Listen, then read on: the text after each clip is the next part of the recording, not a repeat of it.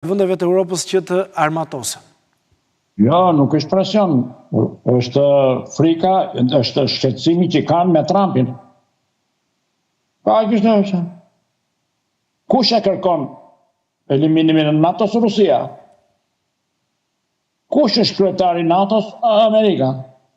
Po çfarë do ndodhi në qoftë se Trumpi të riqet nga NATO-ja? Se atje është ai, ka thënë do ikin nga NATO-ja. Jo e keni dëgjuar, po e bëni tamam pyetjen, ju e bëni pyetjen me drella, sikur do vinë t'ju vrasin. Edhe një herë. Ai ka thënë që unë mund të ikin nga NATO ose do ikin nga NATO, është një gjë që ka qenë në retorikën e tij. Punë e madhe. Po nuk e keni parë që ka një bashkim të BE-s dhe kanë nxjerrë fondin e vetë prej 500 miliard eurosh për të rikonstruktuar ushtrinë në Bashkimin Evropian? E keni parë këtë? Pse? Sepse kanë frikë sa i mund ikin nga NATO, prish NATO. Unë e madhe, se pak para ka Europa Perëndimore, do të ribëj atë forcën e vetë ushtarake, nuk diskutohet. Ky është mendimi im. Jo, e qartë, mendimi juaj më intereson. Avokat, kam një pyetje të fundit. Ju keni parë shumë diktatorë në gjithë botën, në të njëjtën kostum është edhe Vladimir Putin. A besoni që ka ambicie më shumë se sa Ukraina dhe a do përballet ndoshta Europa me një luftë të tretë botërore në këtë shekull?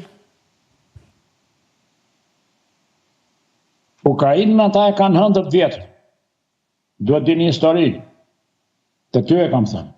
Aja pa jo them prap. Rusia është krijuar në Kiev. Por ata i kanë dalë religioni, fea. Në historinë e tyre qindra vjeçare i ndau fea. Se ata janë ortodoks, kurse këta jo. Janë katoliket me trua. Dhe Ukraina është vend me vlerë shumë të madhe në botën slave, sidomos në Europë. Dhe Bashkimi Evropian e ka pikë të zgjedhur. Ata vajtën të pushtonin. Moska vajtën të pushtonte, pikërisht për këtë. Dhe Ukraina po merr ndihmë perëndimore dhe vazhdon rezistencën e luftës. Po lufta po e dëmton shumë Rusin. E kam thënë në një emision, është e njëjta gjë. Ata e kapën perëndimin dhe sidomos Amerikën në luftën e Vietnamit, perëndimi po e kap Moskën për të bërë dëm të saj dhe për të vendosur një të drejtë europiane, që është pavarësia e Ukrainës, me Ukrainën. Ukraina nuk është e vogël, 40 milion banorë do të ri. Edhe ju thash, ka qenë elita e slavëve.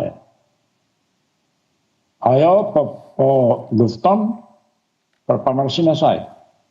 Të shohim se si do shkojnë ngjarjet. Mirë, në fund të kësaj bisede, avokat, faleminderit shumë. Kënaqësi dhe pasdite të mbarë.